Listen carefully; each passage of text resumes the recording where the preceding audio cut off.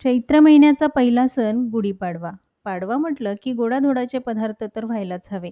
काही ठिकाणी पुरणपोळी तर काहीकडे बासुंदीपुरी, श्रीखंडपुरी बनवली जाते.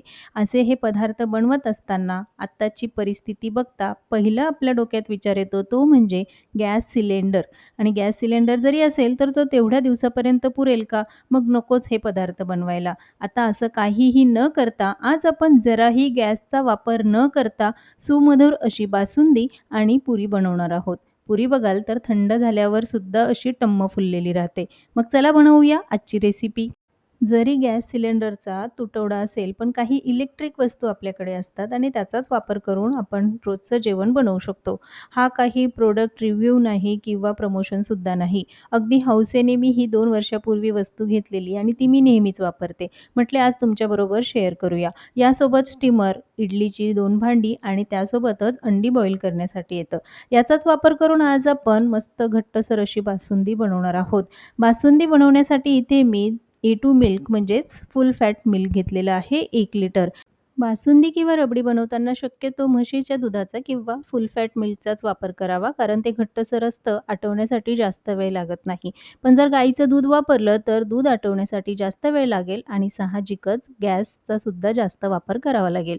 आता हे दूध आपल्याला उकळवून घ्यायचं आहे. अगदी 5 मिनिटामध्ये दूध उकळलं जातं. त्यामुळे ही वस्तू मी फक्त दूध गरम करण्यासाठीच वापरते. फक्तच दूध नाही तर चहा, सूप, नूडल्स, पास्ता, डाळ-भात, भाज्या वाफवण्यासाठी इडलीसुद्धा तुम्ही यामध्ये बनवू शकता. 4-5 दिवस जर कुठे बाहेर फिरण्यासाठी जाणार असाल तर ही अतिशय उपयुक्त वस्तू. दूध गरम होत असताना जी काही वरती साय येते ती पुन्हा दुधामध्येच मिक्स करायची. आज आपण जराही खवा न वापरता त्याऐवजी वापरणार आहोत काजू. तुम्हाला हवं तर बदामसुद्धा घेऊ शकता. 10 ते 15 काजू घेतलेले आहेत. त्यामध्ये हे गरम दूध घालून घेऊ म्हणजे काजू लवकर भिजले जातील. खरं तर बासुंदी बनवण्याची ही सगळ्यात स्वस्त आणि सोपी पद्धत. मिल्क पावडर, खवा वापरण्याची अजिबात गरज नाही. यामध्येच फक्त थोडंसं केशर घालायचं. काजू आणि केशर भिजत ठेवायचे आहे. तोपर्यंत दूध आपण आटवून घेऊ. दूध गरम होत असताना लगेचच यामध्ये साखर घालायची. 1 लिटर दुधासाठी अर्धा कप साखर वापरली. बरेच जण बासुंदी पूर्ण तयार झाली की सगळ्यात शेवटी साखर घालतात. पण साखर घातल्यामुळे बासुंदी पातळ होते, आटवण्यासाठी वेळही लागतो आणि गॅससुद्धा. त्यामुळे आधीच साखर घालायची. दूध आटत आहे तोपर्यंत आपण पुरीसाठीचं कणिक भिजवून घेऊ. यासाठी मी 2 कप गव्हाचं पीठ घेतलेलं आहे. लगेचच त्यामध्ये 4 चमचे बारीक रवा घालून घेतला आहे. अर्धा चमचा साखर घालायची आणि पाव चमचा मीठ घालायचं. साखर घातल्यामुळे पुरी खायला छान गोडसर तर लागते, पण तळताना छान सोनेरी रंगसुद्धा येतो. म्हणून थोडीशी साखर जरूर घाला. आता हे चांगलं मिक्स करून घेतलं. पुऱ्या छान अशा टम्म फुलाव्यात म्हणून यामध्ये गरम तुपाचं मोहन घालायचं. 2 चमचे साजूक तूप कडकडीत गरम करून हे मोहन पिठामध्ये घातलं. जर तूप वापरायचं नसेल तर तेलही वापरू शकता. आता हे चांगलं हाताने मिक्स करून घ्यायचं. पिठाची अशी एकसंध मूठ तयार होते म्हणजे मोहन अगदी व्यवस्थित लागलं आहे. लगेचच थोडं-थोडं पाणी घालायचं आणि कणिक भिजवायची आहे घट्टसर. फार पातळसर भिजवायची नाही, म्हणजे आपण चपाती पोळीसाठी जसं भिजवतो तसं न भिजवता थोडंसं घट्टसरच पुरीसाठीचं कणिक असतं. तर पीठ भिजवण्यासाठी 1 कप पाणी लागलं आणि बघाल तर इतपत घट्टसर हे कणिक आहे. भिजवलेली कणिक झाकून ठेवायची म्हणजे पीठ छान मुरलं जाईल. सुती कपडा ओला करून ठेवला तरीसुद्धा चालेल. आता लगेचच जे आपण काजू भिजत ठेवले होते ते मिक्सरवरनं फिरवून घ्यायचे. एकदम बारीक अशी पेस्ट करायची आहे. मिक्सरवरनं फिरवताना वाटलं की घट्टसर आहे तर थोडंसं दूध घालू शकता. बघाल तर एकदम फाईन पेस्ट झाली आणि रंगसुद्धा अगदी सुरेख आलेला आहे. तोपर्यंत दूध बघा बऱ्यापैकी आटलेलं आहे. बासुंदी तुम्हाला खूप घट्टसर हवी असेल, तर दूध जास्त वेळ आटवून घ्या, पण मी म्हणेल थोडीशी पातळसरच हवी.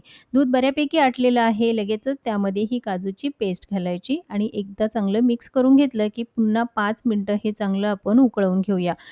काजूचा कच्चेपणा बासुंदी खाताना लागू नये म्हणून कमीत कमी 5 मिनिटं तरी हे चांगलं उकळवून घ्यायचं. म्हणजे काजू व्यवस्थित शिजले जातात आणि बासुंदी खायला अप्रतिम लागते. केसर घातल्यामुळे मस्त सुरेख रंग आलेला आहे. जर तुम्हाला आवडत असेल तर केसर घाला, नाही घातलात तरीसुद्धा चालेल. मिल्क पावडर, खवा वापरण्याची तर अजिबात गरज नाही. फक्त काजूची पेस्ट घालून तुम्ही अगदी घट्टसर ही बासुंदी बनवू शकता. बासुंदी तयार झाली की बटन बंद करायचं, म्हणजे पुन्हा ते गरम होणार नाही. अर्धा चमचा वेलची पावडर, आवडीनुसार ड्रायफ्रुट्स घालायचे आहे. काजू, बदाम, पिस्त्याचा वापर केला. तुम्हाला आवडत असतील ते सगळे ड्रायफ्रुट्स यामध्ये घालू शकता. आता हे भांडं बघा किती सोयीस्कर आहे. यासाठी कोणताही जास्तीचा पसारा होत नाही. अगदी पटकन तुम्ही यामध्ये पदार्थ बनवू शकता. तयार केलेली बासुंदी भांड्यामध्ये काढून फ्रिजमध्ये ठेवायची अर्धा ते 1 तास. तोपर्यंत आपण पुऱ्या बनवून घेऊ.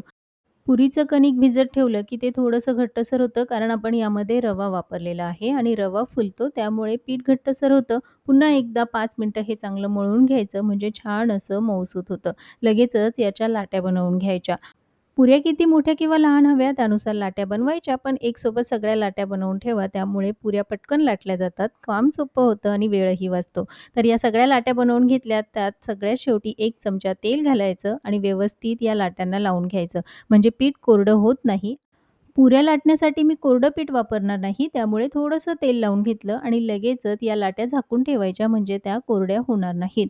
पुऱ्या लाटायच्या आहेत, पण लाटताना एकदम पातळ लाटायच्या नाही, थोड्याशा जाडसरच ठेवायच्या म्हणजे पुऱ्या छान फुलतात आणि एका बॅचमध्ये 5 ते 6 पुऱ्या बनवून लगेचच तळून घ्यायच्या. पुऱ्या तळण्यासाठी आपण गॅस नाही तर इंडक्शनचा वापर करणार आहोत. इंडक्शन वापरण्याआधी त्यासाठी वेगळी भांडी येतात, तीच वापरायची. तुम्ही जर घरामध्ये जी भांडी वापरता ती यासाठी उपयोगाची नाही. इंडक्शनसाठी वेगळी भांडी येतात. आता तेल चांगलं कडकडीत गरम करून घेतलं की टेम्परेचर एकदम कमी करायचं आणि मग पुरी तळायची. बघाल तर मस्त टम्म फुलते. झाऱ्याने वरतून तेल घालण्याची सुद्धा गरज नाही. एकदम परफेक्ट अशा पुऱ्या तयार होतात. इंडक्शन हे इंडियन कुकिंगसाठी अगदी बेस्ट आहे. यावर तुम्ही चपाती, भाकरी आणि सगळा स्वयंपाक करू शकता, जो गॅसवर तयार होतो. पुरी बघाल तर मस्त टम्म फुलते. एकदम परफेक्ट अशा पुऱ्या जरी गॅस नसेल तरीसुद्धा सणाचा गोडवा तुम्ही या पद्धतीने नक्कीच साजरा करू शकता. पण तळलेल्या पुऱ्या मोठ्या भांड्यामध्ये काढून ठेवायच्या किंवा चाळणीमध्ये काढून ठेवा जेणेकरून वाफ निघून जाईल आणि पुऱ्या बसक्या होणार नाही. अगदी थंड झाल्यावर सुद्धा त्या अशाच टम्म फुललेल्या राहतील. पुऱ्यांमधली वाफ निघून गेली, की मग त्या बसक्या होत नाही, अशाच टम्म फुललेल्या राहतात. बासुंदी ही तोपर्यंत थंड झाली आहे आणि एकदम दाटसर ही बासुंदी तयार होते. तासनतास दूध आटवण्याची गरज नाही. घट्ट, दाटसर, सुमधुर बासुंदी आणि त्यासोबत टम्म फुललेल्या पुऱ्या.